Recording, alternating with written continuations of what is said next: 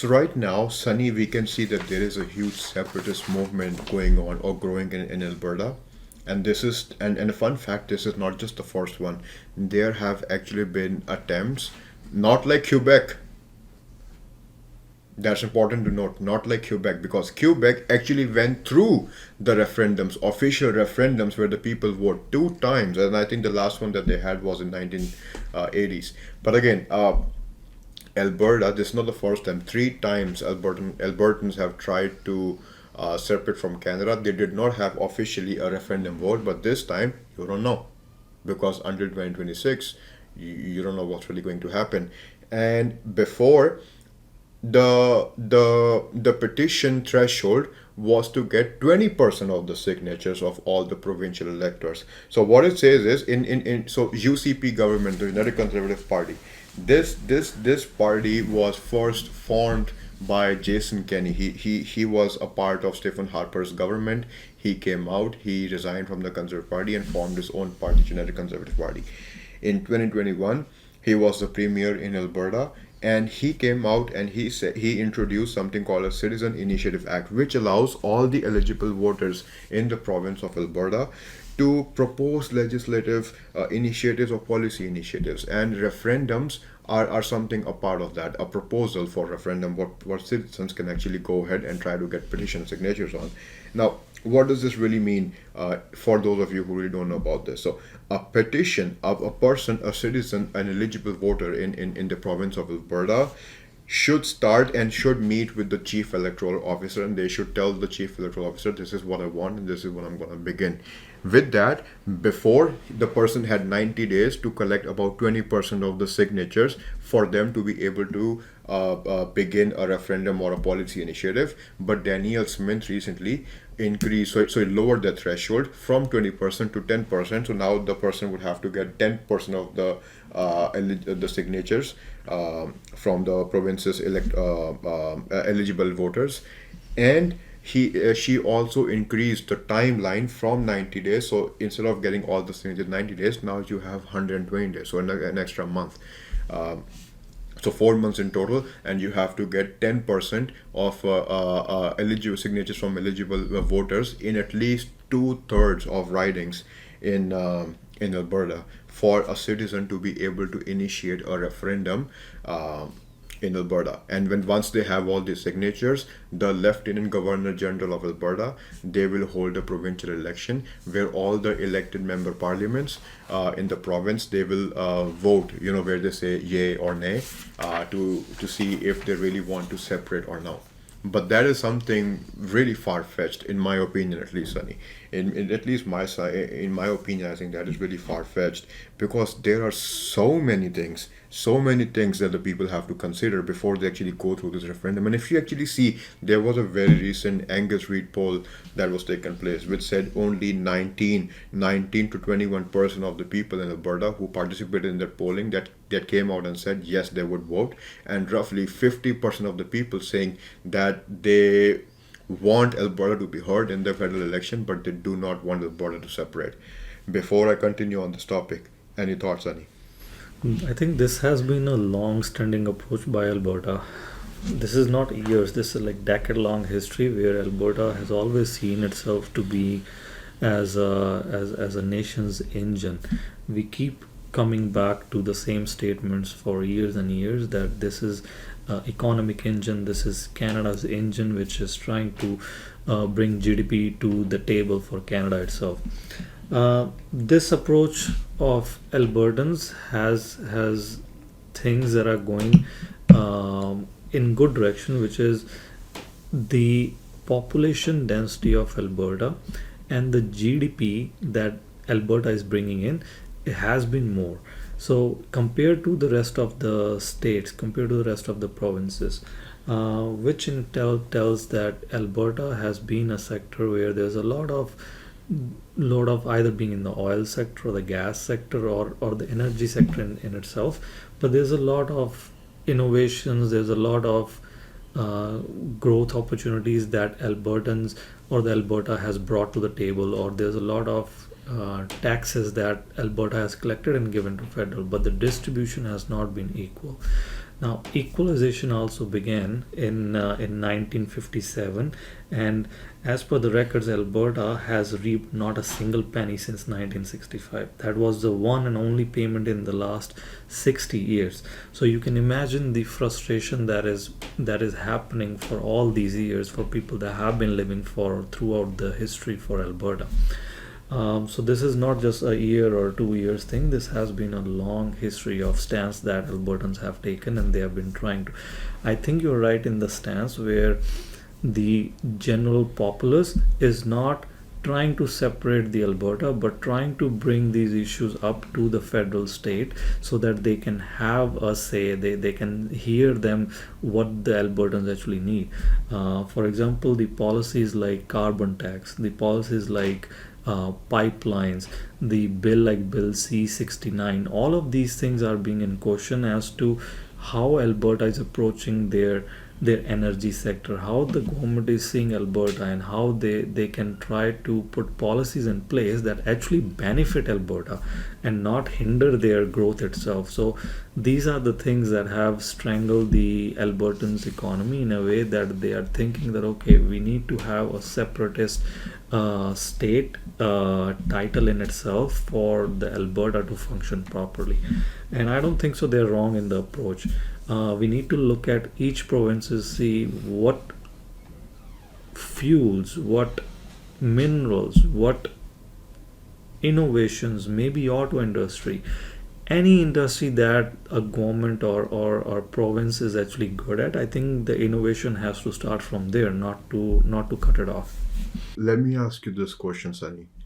I do not know if you invest in stocks and shares, but if you ever had a chance to invest in a public stock, if you ever had a chance to invest some money, your hard earned money, into a public company, and the company would come out and say that they are not sure if they are going to be able to keep a key product which is bringing in the most revenue still in the company or not, would you invest in that company? It's a very risky investment for all the foreign investors. You will lose your investment almost right away. I mean, the company is only so long as successful and able to be profitable, as long as they have the key product still inside the company or they're selling it. Now, similarly, imagine Alberta. A lot of people are claiming that Alberta is the economic engine of Canada, and whether people choose to believe it or not believe it, that's their opinions. My opinion is I don't think Alberta is a key economic engine, but for sure, Alberta is definitely bringing in the most revenue. I mean, if you were to keep all the 10 provinces in Canada into one line, and you will see, and you want to see which province is bringing the most revenue, I think uh, Alberta is still bringing in the most revenue. If I were to see after Ontario and Quebec, any province is bringing the revenue. But again, calling it economic engine, in my opinion, should not be a term that should be used. But anyways, now there have been some companies who are looking to invest in Canada, where particularly in Canada, in Alberta.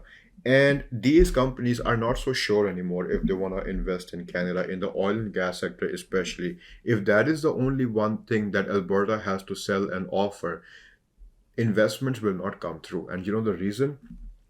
Similarly, the same example that I just gave you regarding the stock and public company, they will not be able to invest in Alberta, because if Alberta does chooses to separate from Canada, you know the most issue the most common issues they're going to run into, they are going to run into issues like with the federal government of Canada, who is going to get the control over the national parks, attractions, tourist attractions, who is going to what will happen with the treaties with the indigenous people, what is going to have happen with the currency. Is Alberta going to have its own currency? Will Alberta choose to keep the same currency as Canada? What is going to happen with the infrastructure investment that country of Canada, the federal government, has made in the province of Alberta? And again, like you said before, what's really going to have happen with the equalization payments that Alberta has made so far? Again, these are not the things that an investor will be happy to learn if a province is still deciding if they want to be a part of country or not. I mean, Alberta is still Alberta as long as they're part of Canada. One line, but really powerful line in my opinion. Alberta is still Alberta so long as it's a part of Canada. I don't think Alberta is going to be able to attract so many investments as they are right now while being part of Canada, against making their decision of separating from Canada. Most of their citizens, while you are hearing of all the separatist movement growing day by day on social media, I think uh, this is just what social media is made to do at the end of the day, uh, exaggerating the same voice again and again so that more people, even outside the province, stand with Alberta for them to separate from Canada. And again, I don't think that's really something Alberta should look into, especially Premier Daniel Smith. I don't think so as well. I think this will just give opinion out to other provinces as well. What do you mean? For example, we had Quebec's referendum recently as well, No, two Quebec decades never had ago. any referendum recently. I'll be honest with you. Quebec, The no, no, no, no. Quebec had its referendum in 1965. There was a growing sentiment and talks of referendum in 2014, 2015 time, but they never went through with it. Alberta right now, they are claiming that a lot of people they have that sentiment that they wanna separate from Canada because their voices apparently are not being heard loud enough by the federal government in Ottawa. But heard or not, I think it's going to hurt the province itself a lot. Whether they are the whether Alberta has the largest crude oil buried under the ground or now, I think it's going to hurt them really bad. And it's not that Alberta has a lot of population who can really contribute to its GDP and economy. If Alberta chooses to become its own country after separation, 100% I can tell you right now, there will be a country to annex Alberta within the first month, given the vast resources. Other countries, they will absorb, they're going to economically and financially hurt Alberta. Other countries are going to hurt Alberta so bad that Alberta will automatically, right after separation, beg to come into Canada, or they're going to want to become a part of another country. I can tell you straight up. Because fluctuations in the currency alone are going to force them to sell oil to other countries for much cheaper, in my opinion. Then, when you speak about equalization, when did the equalization really start in Canada? 1957. And since 1957, Alberta is claiming that they only received the equalization payment just once, which was 1965. And ever since, they have been contributing to the equalization program in Ottawa, but never have been receiving any payments. I mean, these are some of the facts in the research, right? Quebec has received 129, almost $130 billion in equalization payments in just the last 10 years. And in my opinion, I think Quebec is receiving the lion's share is only because of the formal referendum that they held in 1965, and just so that Quebec, and also the fact that Quebec has almost 80% of all the aluminum under their ground. They have the most amount of steel and aluminum in the province of Quebec, where they are trying to mine it and sell to other countries. But again, and then even Ontario is receiving 576 million this year, and they are due to receive another 500 or so million next year also in equalization payments.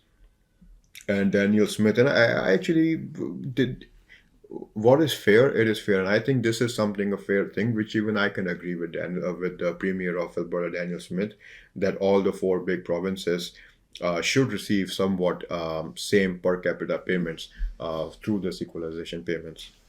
Before we move on to another topic, what are some of your opinions, Sunny? I think it's the same as well.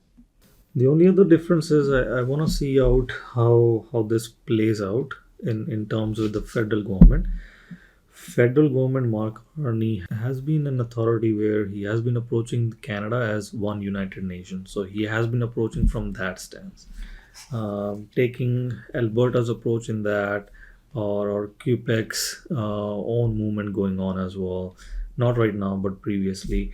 I think he would rather come from a point where he's gonna try to squeeze in as much as possible for all the provinces to work together among themselves, and try to have one united nations, a strong nation, and a sovereign nation up front. Well, they did announce that they're going to build pipelines coming from Alberta throughout Canada, just so that they can trade among the provinces more freely and much more, just so that they can sustain all the 10 provinces as a country rather than depending on other countries like the US. During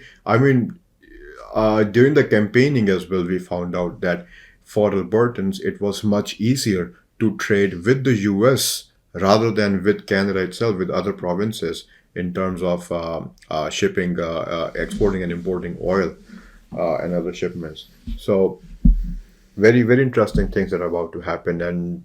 And trust me, there's a lot that we cannot talk right now about these things. Just only we don't have any information because we just have had the new government come in, and let's see what kind of decisions or headlines they come out with in the next few weeks.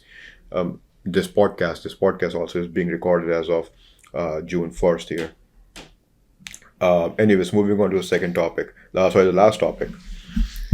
China is importing record amounts of oil from Canada.